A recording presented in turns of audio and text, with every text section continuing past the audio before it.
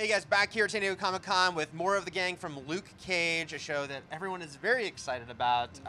Mr. Loeb, this is a cool thing because you got to establish Luke himself first in Jessica Jones. Was that a really great opportunity for you now to sort of branch him off now that we got to know him for a little bit?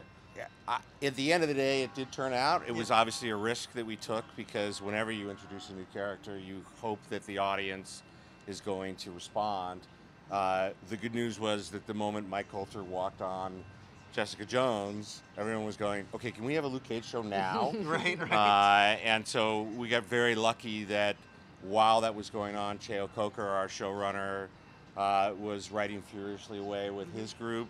And then to have people like Simone and Frank here join our cast, it just grew into something that was its own particular project. It's that's one of the nice things about the shows that Marvel's producing for Netflix is that they have their own voice, they live in their own world, and yet they all feel very Marvel, and that's really what's important to us.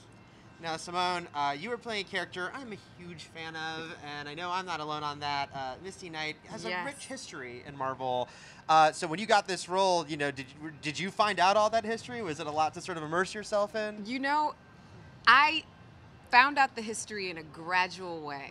Jeph called me up to tell me that I got the job, and he said, now don't go to a comic book store and say, I want to get all the Misty Knight comic books, because then everybody will know. Right. And so I was terrified to go into a comic book store. So I just did all of my reading online and found out that she has like this really badass, history and that she was such a strong character. But I didn't, do the typical growing up with Misty that I know a lot of the fans did. I met her through the role. When we meet her in this show, can you talk about where she's at, obviously, because she has had a lot of sort of, she's lived a long life in the comics and had a lot happen to her. So when we meet her, what is her role?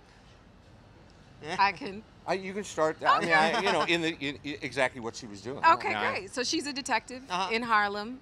She's from Harlem, and she's there just trying to protect her community. And she gets thrust into this very larger than what she ever imagined series of events circling around Luke that just completely changes the way that she does her job. But when you meet her, she's just this very hard-nosed, determined detective who's got an awesome partner.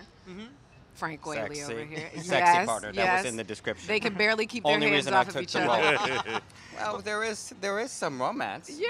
Yes. There is some romance. Yes, between me and Angela Lansbury. I probably should not have dropped that Marvel here is today. Not going to be happy with that. I apologize. I leaked. Yes. She's been leaking. It's all. They have a Twitter feed. They're the only two that are on it. Wow. Well, I think my character started on Murder, She Wrote, unlike Jessica Jones. This is a very expanded universe. Oh, yes. Frank, what can you say about your character? And what is the dynamic like? They're partners. Do they get along pretty well doing their job? Yeah. There's a real long and illustrious history between the two, and they know each other inside and out, and it's. There's a bit of a mentorship. Yes. Definitely. Definitely. Yeah. Very close. You spoke, Jeph, about how we're gonna, we're seeing different facets of Marvel through these different shows. And so for Luke Cage, what was it you guys really wanted to hone in on? As we met him through Jessica, but now we're gonna watch his world. Well, I think what we saw in Jessica was that Luke clearly is a man with secrets. Yeah. And that he's trying to stay under the radar. I think after his experiences with Jessica, he returns to Harlem. He's trying to have a private life. He's trying to, Luke will always have the secret of where he came from and how he managed to get there.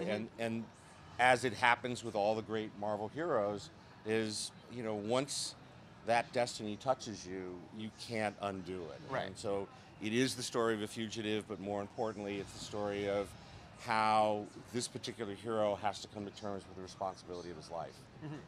And for Simone and Frank, your characters, what do you guys make of Luke Cage? Who I assume you're probably meeting for the first time. So what do you think of this guy? Yeah. Confusion,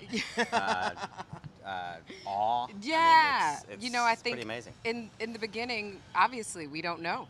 He's just a regular guy in Harlem, and slowly but surely things start circling and swimming about him. Strange things start happening that make us question, and it completely changes our understanding of who he is. But Luke is as it is with all of our shows, it's very grounded in very real world, and so these are two extremely experienced cops who are trying to maintain law and order on the streets of Harlem, and all of a sudden in comes this guy who they don't know which side he's on, and just starting with the world of vigilantism and ending with the world of is he a hero or not a hero is a very big problem for both of you. Right. Some concern there, Frank, from your character about maybe what side Luke lies on? Yeah, I think it's unclear at first, and when neither of us are sure how to approach the situation. He definitely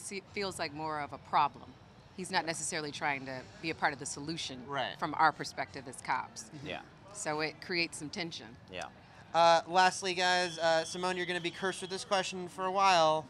Bionic arm, metal arm, everyone wants it. You will get the exclusive right here. Oh, man. On IGN next year. Well, there's a promise. Right. Next year. Would you be excited to maybe one day have that? Absolutely. I mean, who doesn't want a bionic arm? Right. I think when I was a little girl for Christmas, I wrote that at the top of my list. Well, guys, we are all psyched for Luke Cage coming September 30th on Netflix. Thanks for being here. Thank you. Thank you. For plenty more from Comic-Con, keep it here at IGN.